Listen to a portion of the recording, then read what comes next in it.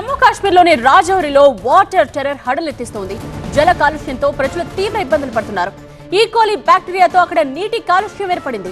దీంతో 2 మృతి చెందారు. 40 మంది తీవ్ర అస్వస్థతకు గురయ్యారు. మల్టీ ఆర్గాన్ ఫెయిల్యూర్ తో 2 మహిళలు మృతి చెందారు. 5 జలాశయాలను సీల్ చేశారు అధికారులు. జమ్మూ కాశ్మీర్లోని రాజౌరిని ఇప్పుడు సీమాంతర ఉగ్రవాదంతో పాటు వాటర్ టెర్రర్ కూడా హడలెత్తిస్తోంది. గత 5 రోజులుగా రాజౌరిలో జల కాలుష్యంతో జనం ఆకస్మిక మరణాలు పాలవుతున్నారు.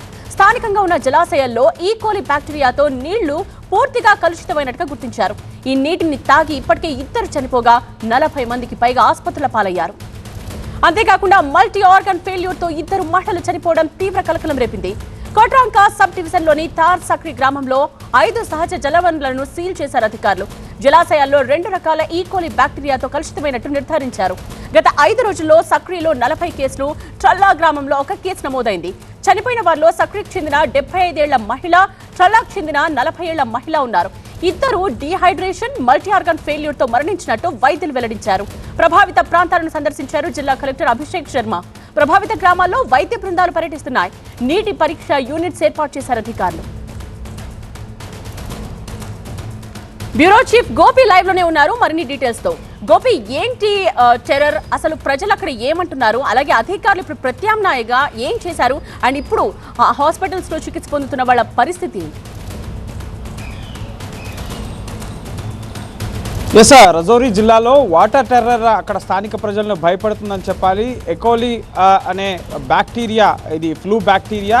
ఈ బ్యాక్టీరియా కలిగి ఉన్న నీటిని తాగడం వల్ల అక్కడ ప్రజలు ప్రాణాలు కోల్పోతున్న పరిస్థితి. గ్యాస్ట్రో ఎంటెరిటిస్, అలాగే డయేరియా సోకి విరేచనాలతో, అలాగే మల్టిపుల్ ఆర్గాన్స్ ఫెయిల్యూర్ అవ్వడంతో అక్కడ ముఖ్యంగా వృద్ధులు అలాగే మధ్య వయస్కులు ఎక్కువ మంది చనిపోతున్న పరిస్థితి.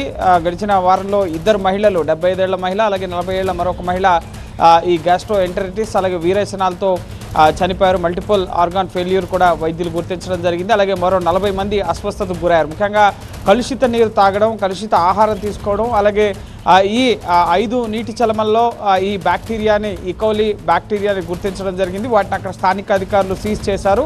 సురక్షితమైన శుభ్రమైన మంచినీటిని తాగాలి, పైపుడ్ వాటర్నే తాగాలి, ఎక్కడ పడితే అక్కడ ముఖ్యంగా నీటి చర్మల్లో నీటిని తాగొద్దు అని చెప్పి హెల్త్ అడ్వైజరీని కూడా రజౌరి జిల్లాలో గ్రామీణ ప్రాంత ప్రజలకు ఇటు వైద్య అధికారులు అడ్వైజరీ జారీ చేయడం జరిగింది. ఇది ముఖ్యంగా ఫ్లూ తరహా వైరస్. ఇది ఒకరి నుంచి ఒకరికి వ్యాప్తి చెందే అవకాశం కూడా ఉంటుంది. దీనివల్ల పేగులపై ప్రభావం పడుతుంది, అలాగే జీర్ణ వ్యవస్థ పైన ప్రభావం పడి ముఖ్యంగా విరేచనాలు అలాగే ఇతర అనారోగ్య సమస్యలు దీనివల్ల ఏర్పడతాయని చెప్పి వైద్యులు చెప్తున్నారు. సో కొండ ప్రాంతాలు కావడంతో పైపుడు ముఖ్యంగా వాటర్ సప్లై లేకపోవడంతో నీటి చర్మల్లో, బావుల్లో అక్కడ దొరికే నీటిని తాగడంతో అక్కడ ప్రజానీకం అనేక రోజులుగా ఇబ్బందులు పడుతున్న పరిస్థితి ఉంది. ఈ ఈకోలి బ్యాక్టీరియా ద్వారా ఈ నెలలో వచ్చిన సమస్య కాదు, గడిచిన 4-5 నెలలుగా కూడా అనేక మంది 10ల సంఖ్యలో అక్కడ ప్రజలు ప్రాణాలు కోల్పోయిన పరిస్థితి ఉంది. ఎందుకు ఈ మరణాలు జరుగుతున్నాయన్న ఒక ఆందోళన కూడా ప్రభుత్వానికి అక్కడ కలిగిన పరిస్థితి ఉంది. సో ప్రభుత్వం సురక్షిత మంచినీటిని సరఫరా చేసే కార్యక్రమానికి శ్రీకారం చుట్టడం జరిగింది. ప్రజలు ఇకపై కలుషిత నీరుని తాగొద్దు, సురక్షిత మంచినీటిని, పైపుడ్ వాటర్ని తాగాలి, నీటిని మరిగించుకుని వడగట్టుకుని నీటిని తాగాలన్న అడ్వైజరీని కూడా ఇప్పటికే జారీ చేయడం జరిగింది. ప్రస్తుతం అక్కడ ప్రజానీకానికి ఎవరైతే అస్వస్థతకు గురయ్యారో ఈ ఎకోలి బ్యాక్టీరియా వల్ల వారందరికీ కూడా ప్రభుత్వ ఆసుపత్రిలో వైద్య చికిత్సను అందించడం జరుగుతుంది.